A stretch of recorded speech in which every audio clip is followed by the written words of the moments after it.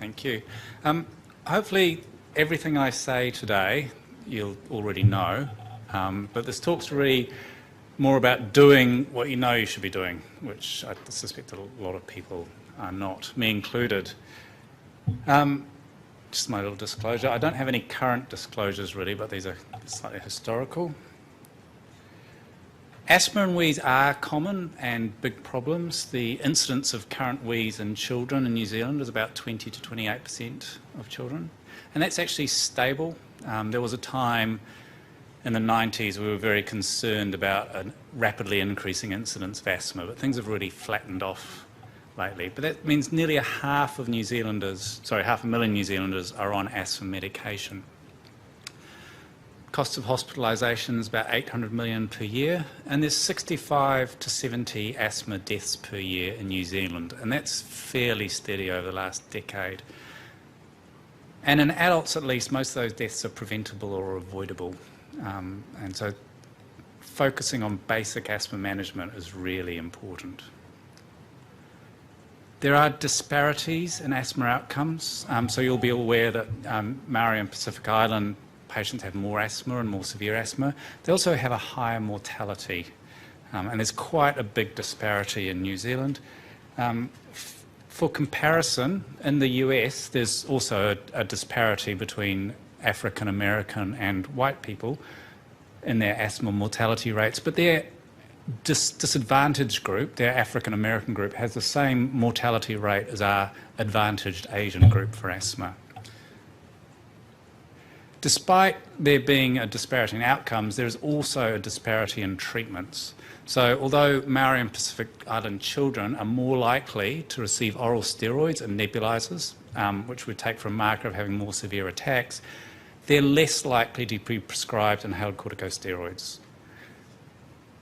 They're less likely to receive an asthma education, and they're less likely to be given an action plan.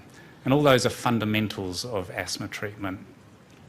So at the moment, there's essentially negative discrimination against Maori and Pacific Islands in our management, and we need to, when we see a Maori Pacific Island patient, think about that and think about perhaps making an extra effort and doing some positive discrimination. So what is asthma? It's currently defined as a chronic, lifelong disorder, and that first sentence is important because you'll all be aware that there's been a shift in changing, rather than calling children under 5 asthma, calling them preschool wheeze. And that's because asthma is supposed to be a lifelong diagnosis. I'm not sure I agree with that, but that's why there's this emphasis on changing names. It's an inflammatory disorder, and it's characterised by typical respiratory symptoms of wheeze, cough, shortness of breath, plus variable airflow obstruction. Diagnosis of asthma is based on a likelihood approach, and on children, it's simply based on having the characteristic symptoms plus assessing a response to treatment. And assessing the response to treatment is really important. So you can't see a patient once. You have to call them back and follow them up and see how they're going. So it's review and repeated review as part of the process. Adults is the same, essentially. It's based on having characteristic symptoms, but in their case, it's also having objective measures of airflow obstruction. And the reason that's important in adults is first they can do the lung function testing, which children often can't, but also you're trying to separate them from COPD. And the definition of COPD rests on lung function testing. So things that increase the likelihood of asthma in a child are typical episodes of wheeze or cough, typical triggers, atopy, and a family history of atopy. Things that decrease the likelihood are a lack of interval symptoms, isolated cough. So a child who has a chronic cough on their own is probably not asthma, and you need to be thinking about other disorders such as bronchiectasis. Dizziness or lightheadedness, which would be hyperventilation syndrome, stridor, which would be some sort of upper airway obstruction, or signs of some specific lung disease that you should be thinking about something else entirely. Red flags, daily or constant symptoms. The infant who's wheezed every day since they were born has some sort of congenital airway abnormality that needs a surgeon. They don't need to be treated as asthma. And a daily wet or moist cough, it will be bronchiectasis or cystic fibrosis. Likewise, failure to thrive or digital clubbing indicates some sort of chronic systemic disease, not asthma. So one of the big issues is if we're going to call kids under 5 not asthma, when are we allowed to call them asthma? And I guess I've already given you the answer there. So under 1 year, when children come with acute wheeze, we tend to call them bronchiolitis. Between 1 and 5, we tend to call them preschool wheeze. And over 5 years, we tend to call them asthma. And the reason for that is that if you see a 3-year-old with an acute episode of wheeze, even if it's their 3rd episode of wheeze, only about half of those kids will go on to have asthma at school age. And so there's a reluctance to label them as having asthma when they don't have a lifelong disorder. I think it's semantics, because you are probably going to give them salbutamol, and there's a good chance you'll give them inhaled corticosteroids. So you're going to treat them the same anyway. So the important things are that the bronchiolitis is not salbutamol responsive, whereas all the other disorders will be salbutamol responsive to a varying degree. And later in the talk, we'll talk about inhaled steroids. So preschool wheezers, we tend to define them into 2 groups. First, there are those who only wheeze with viruses. So these kids in an unusual week have no wheeze and they don't use any salbutamol. And the second group are those who have wheeze on a regular or frequent basis. So those are either kids who have a wheeze during a normal week, so they've got triggers of dust or pollen, and so they're using salbutamol regularly or getting wheezy regularly, or there's those children who get wheezy with every single cold that comes by, so they're getting exacerbations every 1 to 2 months. So they're having very frequent symptoms, and it's persisting for a couple of weeks. And it's only those regular wheezers in either of those last 2 groups who really benefit from preventers. The kids who have no wheeze in between episodes, they're not going to benefit at all from inhaled corticosteroids, so we tend not to give them. The caveat is that you can swap between groups. So a child who currently is wheezing all the time, probably because they've had some nasty virus a month or so ago, they may settle down. And the concern is that inhaled corticosteroids do reduce height. For children on inhaled steroids, they're going to lose about 1 to 2 centimetres of growth per year for the first couple of years. So they're having a nasty systemic effect that's going to last the rest of their lives. So we want to stop the treatment if they no longer need it. So the idea is that at 3 months, you give them 3 months of treatment, you stop it at the end of 3 months, and then see if the wheeze comes back. And if it does, then they have to remain on the Flixtide. So treatment for asthma, or for wheeze, sorry. So all preschoolers, they will respond to salbutamol, and you do need to deal with the acute situation and keep them alive, so they get salbutamol. Those with regular wheeze can have inhaled corticosteroids. For those who have frequent or severe exacerbations, so those are the kids they're fine, but every time they get a cold, they come to you and they look really sick, or they end up in hospital every single time. Montelukast can be good for those kids. There are special authority criteria for that, so they have to have at least 3 episodes in the last 12 months severe enough to seek medical attention. So originally that special authority criteria was they had to go to hospital, but it's actually now just that they have to have seen a medical attention, seek medical attention. So that includes coming to the GP. There is also, I just want to highlight it here because I don't mention it elsewhere in the talk, but Montelukast is also funded for school age and adult patients. I don't know if any of you are aware of that. So when someone is with definite asthma is on inhaled corticosteroid and a LABA, and they still have exercise-induced symptoms, which is basically anyone with severe asthma, they qualify for Montelukast as well. And my approach is that if someone's a regular wheezer but not having exacerbations, I give them the Flixtide. But if they're having regular exacerbations but not much regular wheeze, then I give them the Montelukast. And then if that's not enough to control, I just add the other medication, everyone I didn't start first. If you have to go beyond that, you really should be referring to a specialist because you really need to think about other diseases. Originally, I was invited to give a talk on asthma inhaler techniques. So this whole talk's very much about preventative and long-term management, but I thought I'd better talk a little bit about acute care. So this is from the BPAC journal, February 2012. There's an article on asthma management there. So this has got both preschoolers and school-age kids in it. Across the top, we have moderate, severe, and life-threatening. And I think the first thing to note is that the column you use is if the child has any features of the most severe. So if they've got one life-threatening feature, then you use the life-threatening column. For the life-threatening column, and sorry, it's too small for me to see at that distance, you're basically giving some urgent treatment and calling an ambulance. They need to get straight to hospital.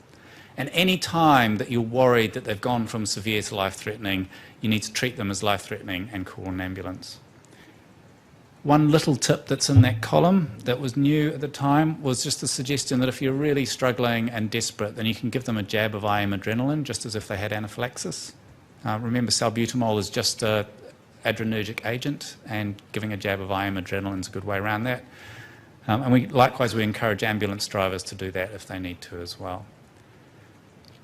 And then we move into the management of the milder cases. So the first step is to give them some salbutamol, and we've used 6-pus via a spacer. We don't normally recommend nebulizers, and the reason for that is if you have a nebulizer, a whole lot of the medication sprays into your eyes and mouth, so you end up with the same amount in your lungs, but you get a whole lot of systemic effects as well. The exception to that is if the patient really needs oxygen, and you just want to put an oxygen mask on, and you can drive the nebulizer with the same oxygen that they're having. So there's a practical decision there. And they should have steroids initially.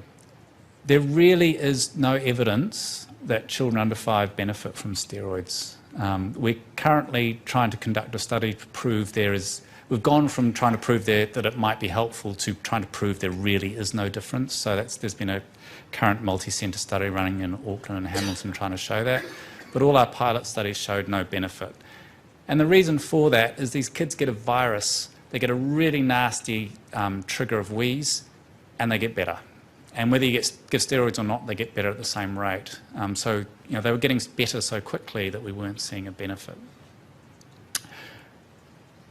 I have added down here something that I'm going to come back and talk to about, is that when you discharge a patient who's presented acutely with wheeze, you really need to make sure they don't come back again. Which is check their inhaler technique and check their action plan. So the rest of this talk is really about preventive management. And the goals of asthma management are to firstly maximise quality of life, which really means reducing their symptoms. Secondly, reducing risk, and that's risk of adverse events from their disease and also risk of adverse events from their treatment. And we do this utilising a stepwise approach, which you'll be familiar with, and the medications we use are relievers and preventers or controllers. I think everyone's dropped the use of the word controllers because it was just confusing. So it's much simpler to call it all just preventers. And then this is again from the BPAC article. So step 1 is just salbutamol, short-acting beta agonist alone. Step 2, we add an inhaled steroid at a low dose. So we're talking about school-age asthma here. Sorry, I've segued across there. So this is school-age kids. And that's really essentially 1 puff twice a day. So if you think about your Flixitide 50 micrograms, it's 1 puff twice a day. The next step is to increase that to a moderate dose. And then the next step is to add a LABA, exactly in adults. In fact, this is almost exactly the same as in adults. And then add a high dose inhaled corticosteroids and a LABA. And you can add an oral medication at that point, which would be montelukast. But I really think you need to be thinking about referral, and you need to be thinking about other diseases at that point. And lastly, there's the patient who's on frequent or continuous oral steroids, and they really need to see a specialist because they really need investigation for other disorders. So patients in this group in children are really rare. So if you have any patients like this, you need to think about sending them on or investigating them further. And this is my approach. So this is my approach for myself and for you. So when you see a patient with poorly controlled asthma, the first thought is they're not taking their medication, because that's the _1 issue in asthma. Almost every patient with asthma who takes their inhaled steroids will respond to treatment. So if they're not taking it, then if they're not responding, they probably don't have asthma. What am I trying to say?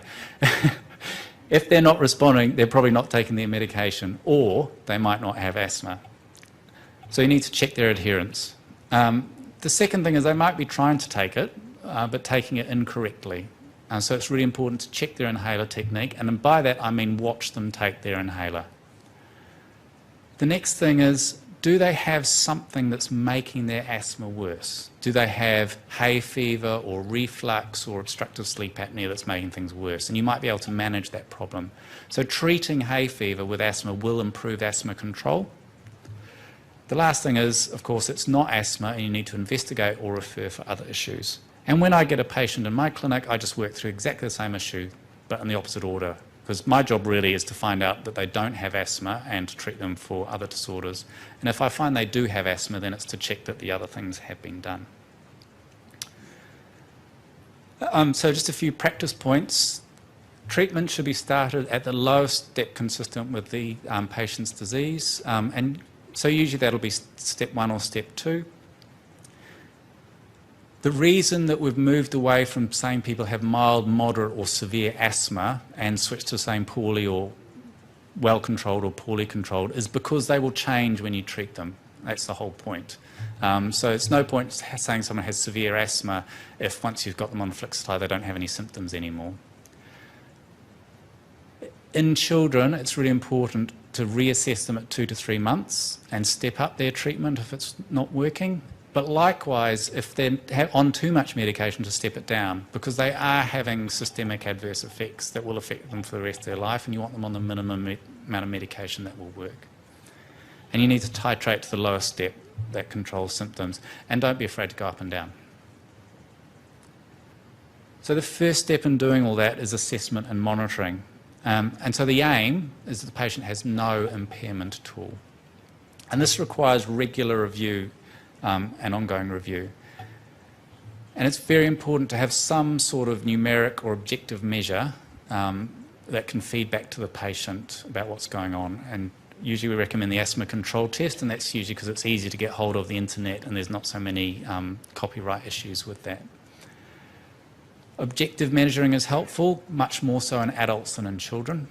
And so we're reviewing their control, either with questionnaires or objective measuring. We're reviewing the exacerbations and we're reviewing the adherence and technique. And these are the levels of asthma control. You can see them in either the GINA guidelines or the BTS guidelines, but essentially either patients are controlled or poorly controlled. Partial control is supposed to only apply to those patients with very severe asthma who have partial response. So you really should be looking at only the controlled or the uncontrolled column. And this is the ACT questionnaire for children. And the reason for putting this up is I really want to emphasise the need for closed questions. Unfortunately, it's not enough to ask a patient, how are you, or how is your asthma? Unfortunately, we have to delve in and use closed answered questions. One good trick would actually be to get patients who have asthma to fill this out while they're waiting to see you, so that at least then you don't have to go through the issue of taking the questions yourself. But unless you ask closed questions, you won't get an idea of what the asthma control is like. So in reality, only 30 to 50% of asthma patients are well controlled. And that's across all severities, which is quite scary. So only 30 to 50% of mild asthma and only 30 to 50% of severe asthma patients are well controlled. And the big issue, as I said before, is compliance. So compliance with inhaled corticosteroids is only 20 to 30%. And so that's our number one issue and the thing that we really need to address. And a third of patients with uncontrolled asthma use a preventer less than once per week. So even though they should be on it, taking it twice a day every day, they're only taking it less than once a week. So this is what we really need to focus on. So one does not simply prescribe an inhaler. Okay. So adherence is important. So the different columns represent what people's compliance are, and up the y-axis is the proportion of patients who are well controlled. So you can see that if you have more than 80% compliance, your chance of having good control is 70%, and if you're less than 50% compliant, it's only down about 25%. Okay, so improving compliance, really important. To improve it, we need to assess it. Now you have your own prescribing records, so you can see how often they're coming in or asking for repeat scripts.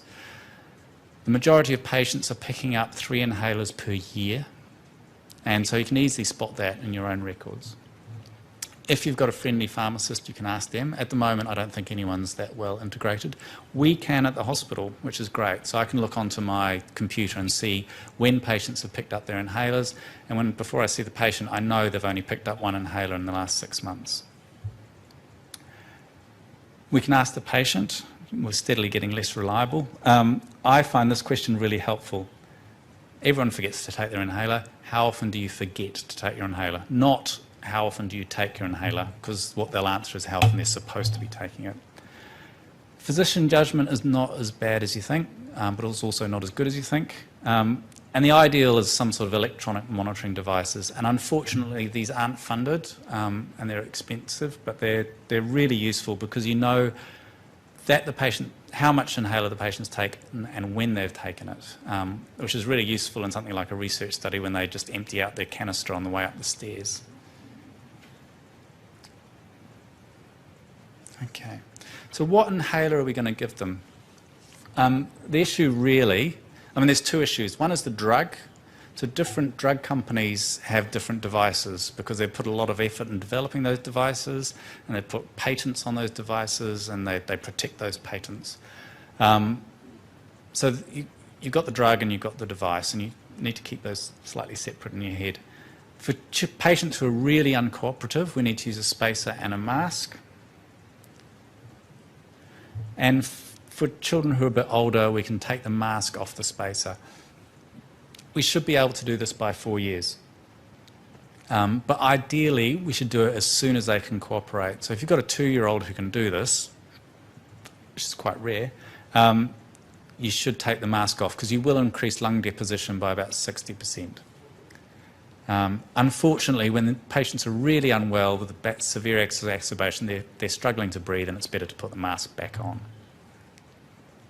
Turbuhalers, they're a really cool device, but they're really hard to use. And so from 7 years at the earliest, and a lot of adults really struggle with it, and to be honest, a lot of doctors really struggle with it. So it's probably best held off as long as possible. MDI alone, never. And that's basically because the spray just goes in the back of the patient's throat, unless they're really well coordinated. Particularly in children, I would recommend it against it in adults as well, but lung deposition is really low for an MDI. Okay, so New Zealand, how are we doing? Given I've just said every child should have a spacer, only 80% of children under 6 use a spacer. I can't imagine a 4-year-old or a 5-year-old trying to use an MDI without a spacer. Only 30% of children over 7 use a spacer. Less than a third given an action plan. Okay. So these patients aren't being given pamphlets or helpful education devices to help them with their asthma management. Other things to consider, smoking cessation, allergen avoidance, flu vaccine. So the flu vaccine is now funded for children with respiratory disease. It's in 2 sections of they can get it under 4 if they've been to hospital, but also any child with significant respiratory disease can get the flu vaccine. Last year, I think there was a last-minute thing that you could vaccinate the whole family as well. So if you're seeing kids at this time of year with asthma, it's a good idea to get them the flu vaccine and suggest to them, the rest of the family, that they get vaccinated, although the rest of the family might need to pay for it. And as I mentioned before, other conditions can make asthma worse, like reflux, rhinitis or OSA, and so it's worth thinking about those things. Okay. Action plans. So we're moving on to education now, which is really important because, as I said several times, adherence is the #1 issue with asthma, and education is the first step in resolving that. So the aim of the action plan is to get the patient to manage their own chronic disease and when to seek help. And that's the second bit that patients with asthma forget. So when we look at the asthma mortality statistics, you'll find most of the asthma deaths occurred because the patient emptied their inhaler at home and didn't look for help. So when I write an asthma action plan or talk about asthma management with patients, that sticks in my head and I make sure I know that I've told them when to call the ambulance. In adults, there's randomised trials showing that asthma action plans improve asthma outcomes, including hospital admissions. Despite that, our rate of dishing out asthma action plans are terrible. In children, there's benefit from educational packages that include an asthma action plan, but we haven't quite been able to prove that the action plan itself is the key, but we still recommend it. And as I said, the most important section is when and how to seek help, which is often the ambulance. So if you've got patients with chronic asthma who have lots of admissions, they should be joining the St John's because it's cheaper to join the St John's than to pay for several asthma ambulance trips. These are just some examples. The guys are looking up there. The pictorial asthma action plan from this website is really cool. It's very simple. It's been designed with Pacific Island patients in mind. You can get that on the internet. And this is the classic Asthma Foundation in New Zealand, which has the typical green, you're good, you go, red, you're really bad, you stop. And the advice on when to seek an ambulance in the bottom hand corner. So the green has got their regular treatment, the yellow, they're a bit unwell, the regular treatment continues. And likewise, and the red is about seeking emergency help. And they should be seeking it early. Okay. So asthma education is really important, and the action plan is part of that. And it's a really useful device for, as a tool for part of your asthma education, because you can sit down with the action plan and go through the education with them. Good asthma education should enhance health literacy, so it should be a little bit more about just than the disease. And the key here is enhancing self-efficacy, which means giving the patient, being a motivational coach and getting the patient to look after their own asthma, because they're going to have to go home and do that, whether they think you're in charge or not. So it's important to give them the confidence to do that. Education takes time and repeated effort, and we can't give it all in one go. So deliver education in chunks over several visits. The recommendation now is to give a little bit of education at every visit. That way you can get through the whole list of everything you need to get through, with specific recommendations that are relevant at the time at each visit. It's important to incorporate a variety of media, so a bit of voice, a bit of printed, maybe a bit of internet, and that's where the action plan is good because it's printed, so they've got something to take home with them and read.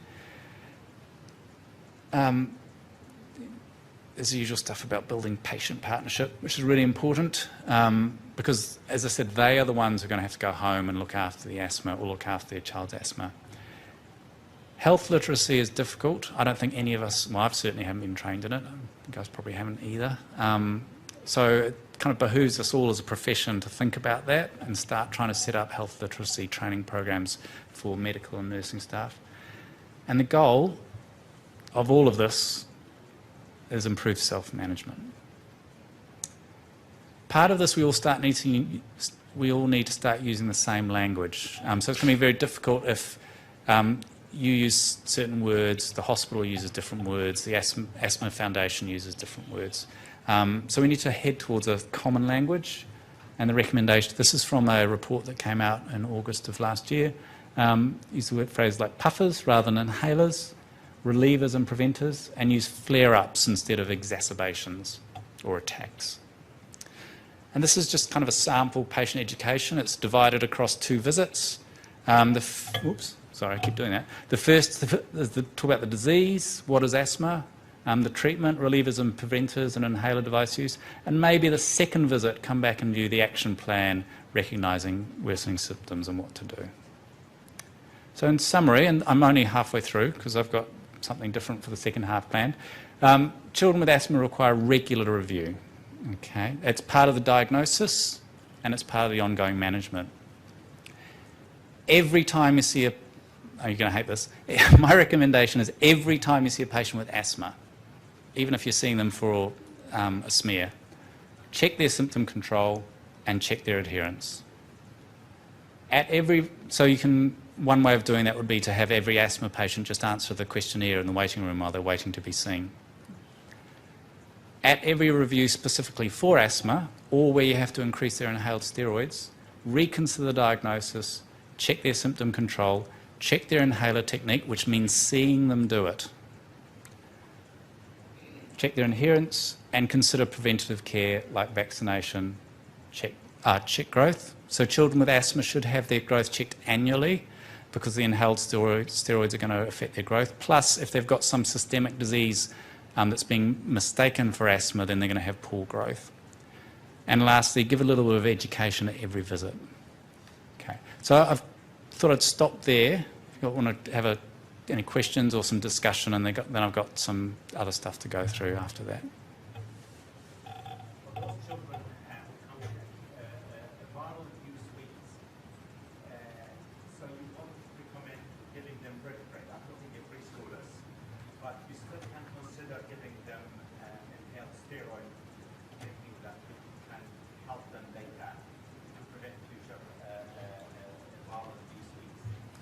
Okay, so the question is that if you see a child under 5 with acute wheeze, we don't recommend corticosteroids, but we might be recommending inhaled corticosteroids. So that is correct.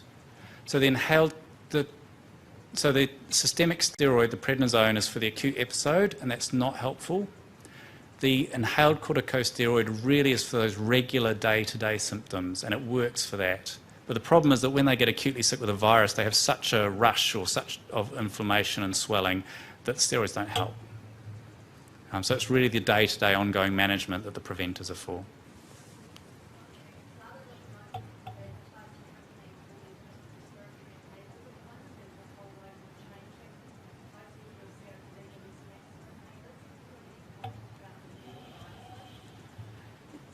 Yep, so this comment was just about there's a lot of advertising coming out about the new inhalers. So all the drugs currently licensed and the new ones are licensed and funded for COPD. There is one new GSK long-acting beta agonist that is funded for asthma. That's people over 12 only, so it doesn't apply to young kids. So most of it doesn't concern me because it's COPD and kids don't get that. But the inhalers themselves are much better, and I might talk about that in a minute, actually. But the inhaler devices are really good, the new ones. Yeah. Anyone else? Brendan. Spacer size. What size spaces do you use in the rooms? Okay. So in the hospital, we only use the one size of spacers for everything, for kids. So that's the new one, and you would have seen the old one. So for the children, we don't use the volumetric spacer, the larger one, and we treat patients up to 18. Now, I know the adult respiratory clinic always gives out the big volumetric spacer to all their patients in clinic. So theoretically, over 12, you should be using a bigger spacer. The new brand, bigger spacer, is not that much bigger. It's quite a nice device, so that's quite a nice one to prescribe. But I know this is really convenient for adults and children, and I think it's, given that patients simply aren't taking their inhaler, I think it's much better to give them something they can fit in their handbag or fit in their car or suitcase rather than a big device they will never ever use. So I would recommend that for adults and children. It doesn't change the delivery of... It does change the delivery, but not... but I think it's only in a patient you're really struggling with that that's going to matter. The one that you showed before, that inhaler, is much better than the present. Yes. That one is much better than this one. Because if you push the inhaler through it, you find it, halfway it comes out, you can get into the valve. Yeah, I'll talk about that in a minute. Anyone else? Secondly, they used to get a lot of Polynesians when they land at the airport, they get asthma. They never had this asthma before. Where what into the reason for it. On those Polynesians who get very bad asthma, they migrated to Brisbane, they lost their asthma. Yeah, so the comment's just that a lot of patients from the Pacific Islands land in Auckland and get asthma. I think that's true for anyone coming to Auckland from anywhere in the world, actually. We get, and there's two things. One is planes are bad for you. People catch viruses and illnesses while travelling, so they get sick on their way here. But certainly there's something special in the air in Auckland.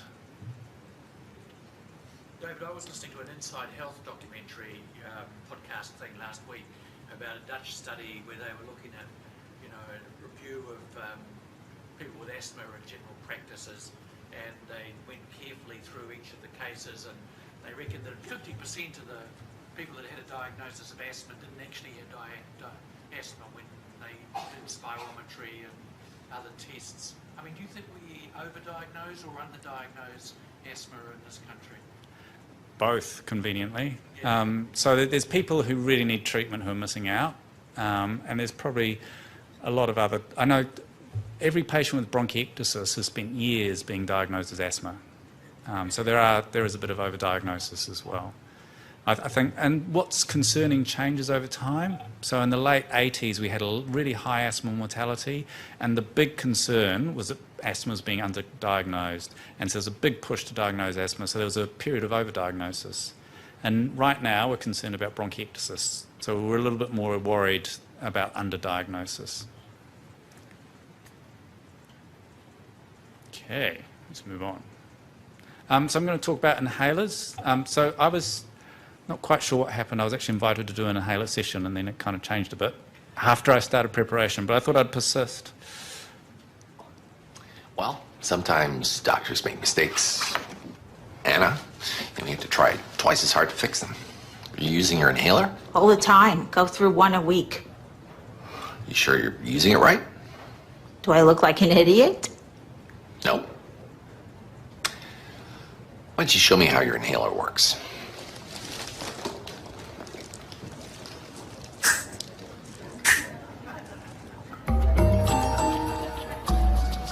Jerk. Okay. It's funny because it's true. And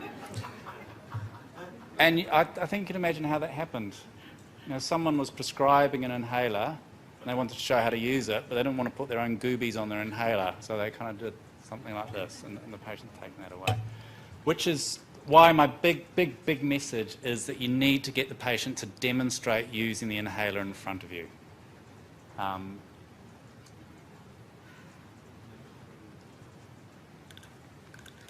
So asthmatics with poor control. So this is just one study, but what we've got here is patients with poor technique but good control. And if the biggest section here is those who have poor technique and poor adherence.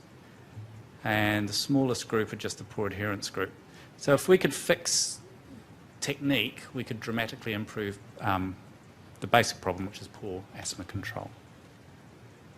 We've got to fix adherence as well, though. Okay, so common errors. And what I'll focus on for you guys is how the inhalers are designed, which is a little bit boring, but there's some little tricks in the technical details which are important. So all inhalers, you need to breathe out first away from the inhaler. And that's because a lot of inhalers have dry powders in them, and if you breathe on the inhaler or on the inhaler, you make the powder wet, and then it's all clumped up, and then it won't disperse as a powder. And also you need to have empty lungs so you can suck in again. And just think about how do we get the drug from the airway to essentially to the lung? What happens?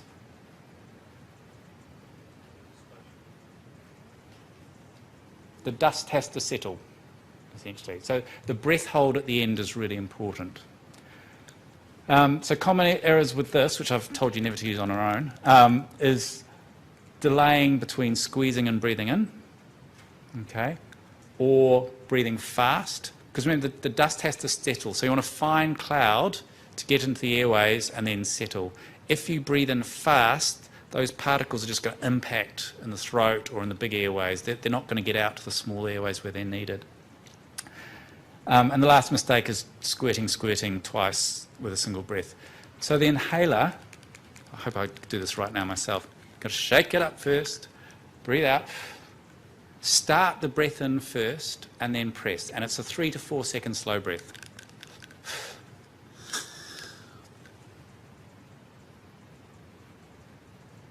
And count to 10 at the end. Okay, do you all teach people to do it that way? No, okay. Cool. Turbuhaler. And I'm going to ask for a volunteer for this one. Ainsley's always good for this sort of stuff.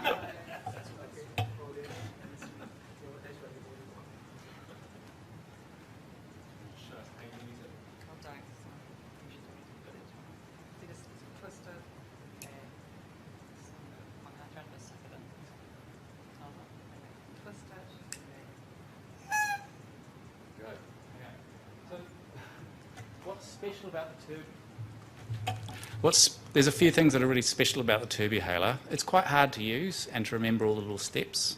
So it has a dry powder in it, so you can't breathe into it. You've got to keep it dry. There's a weird thing in that the powder is stored up here and it has to drop down when it's loaded. So you have to hold it upright when you do the priming. There's 2 steps to the priming, 1, 2, and one of them's a loud click, and it doesn't matter which one it is, but there has to be a 1, 2. And there's multiple people, including asthma nurse specialists, who get that wrong, so that's really important. And then the breath is a bit different. This inhaler is different because it's clumps of powder, and you have to smash it up in the turbo. That's why it's called a Turbuhaler. It's got a turbine in it. So you have to make a fine powder with this one. So this one's different. You need a short, sharp breath, which is why the demonstration devices are whistles, because you've got to suck really hard to make that whistle. Sorry, this one's dirty, so I'll get Ainsley. Do it slowly. Is that wrong? No, do it.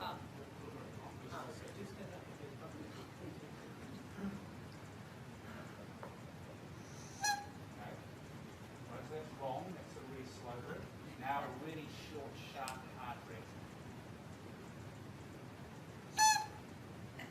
Bigger.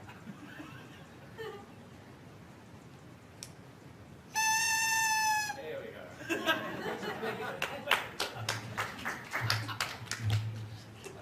It's a really big effort. Okay.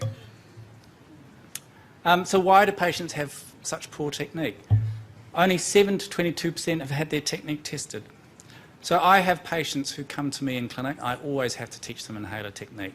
And so before a patient gets to me, they have to have seen their GP multiple times. They've probably been to ED. They've probably seen their nurse, the GP's nurse. They've probably been to general paediatric clinic. And they've definitely been to the pharmacist multiple times. And none of those people have ever checked their technique. Right, so this is really basic stuff. Unfortunately, 20 to 50% of health professionals actually have incorrect technique. And that's, particularly for Turbuhaler, that's up to 85%. That means only about 15 people in this room actually know how to use a Turbuhaler correctly. Hopefully it's all of you now.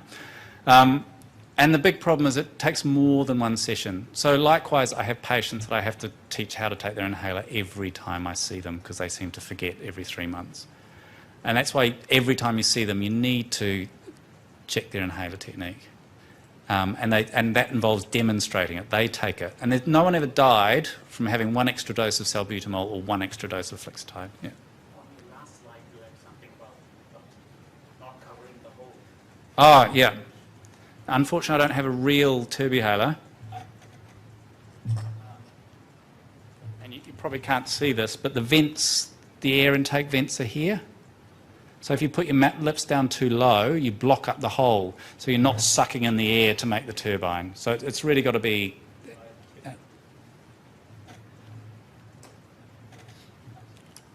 Okay, so solution. Ensure your own technique is correct, like with brilliant workshops like this one. I teach myself a little bit on the internet. YouTube's really good. Get the patient to demonstrate at initiation. So use checklists. Educate about the errors. There's a really nice study where they labelled the inhalers. There was a standard list, and what they did was when a patient was doing one particular step wrong, they highlighted that step so that would reinforce it for the patient. And check technique every 3 months, which is about how often you see them for a new script. And I think pharmacists should be doing this as well. That pharmacists tell you to take your Brufen after a meal. They tell you to take your penicillin on an empty stomach. Surely they can tell you how to take your inhaler. So these are the checklists. I got these off the internet. I think you guys get this talk. So I've put these just on the end as a resource. And cleaning. Okay, I'm just going to talk about spacers now. I seem to have missed those out. So the great thing about a spacer is it's a holding chamber. So it holds the spray rather than it going back in the patient, hitting the back of the patient's mouth and being lost So it really just holds the spray in there. And the technique is unfortunately it's different from adults and kids, but it's fairly similar to an MDI. Inhaler has to be shaken before every single puff. Only one puff can go in the spacer at a time. So I've seen lots of patients who think they've been told by their nurse to put 2 puffs in at once. It's 1 puff and then you take the breaths. At Starship, we recommend 6 breaths to empty the spacer for a child. Adults, it's supposed to be 2 breaths and a breath hold. The packages for these now say 4 breaths, which scientifically is probably about correct. Little kids will empty this in 4 breaths. You need a good seal around the mouthpiece. And if it's a child, the parent needs to check that the valve is opening. And that's really important with these ones, because we've found that if you're doing what we do in ED, which is 6 puffs every 20 minutes, the valves get stuck. They get moist and they get stuck. And it also probably happens if you don't wash it. So it's suddenly become really important that parents look at the valve opening and closing. You guys are concerned about the valve being stuck open like this when you spray. I wouldn't worry about that, because if the valve was closed, the medication would just be hitting the valve. It's probably not a problem. And if also the spacer should be in the patient's mouth when you spray, and ideally with an adult it should be timed with the breath. So it shouldn't be a concern. But certainly if you're doing this, if you can get it in, if you're doing this, you probably can see in the light, you're going to get some out there. But if you're doing this, then half your drug is sticking to the spacer while you do this. So you should be starting in the patient's mouth to begin with. The good thing about these new ones is they don't need to be primed. So this is new anti-static plastic. Never, ever, ever. Is that national or is it local? This is what's funded by Pharmac nationally. These are the E-chamber. They're funded from November. This is the older one. So they both need to be, ideally should be washed once a week. I'd probably give the same advice, because there is a chance that a patient will be switching between spacers, which is if you wash them in warm detergent and let them drip dry, then they're primed.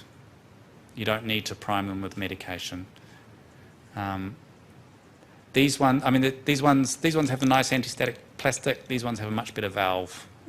These ones were slightly cheaper, so Pharmac went with these. For young kids, they need to use the mask. And again, you need a good seal all the way around. And the thing to watch off, none of this stuff. It's got to be a good seal all the way around. And if it's working, the valve is moving. So it's really important to tell the parents the valve's moving. So I'll just quickly run through this. In and out.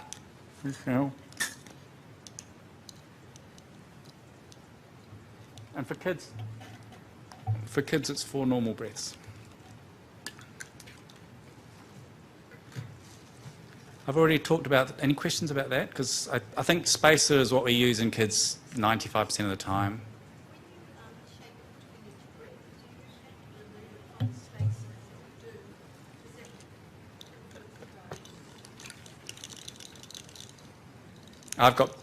Adults can do this, kids can't.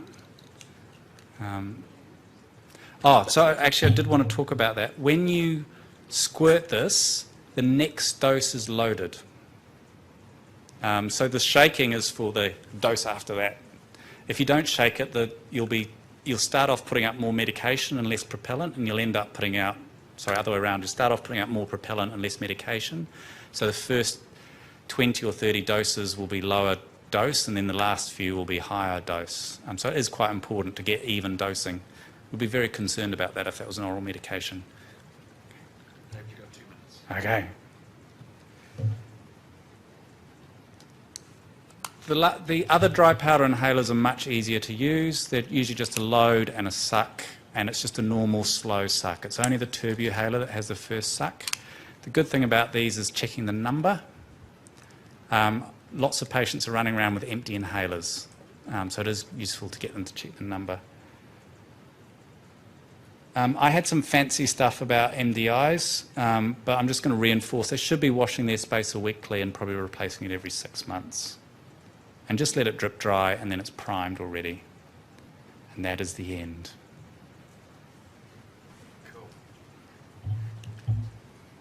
So the new inhalers are kind of like this. They're a different shape, but they're just easy. You just load it and you suck and you close the cap and it loads the next dose. It's very easy. Are there any other questions for David? We've got a couple of minutes. I'm sure there are lots. Which one? Oh, oh, no, I can't. Did I get the talk?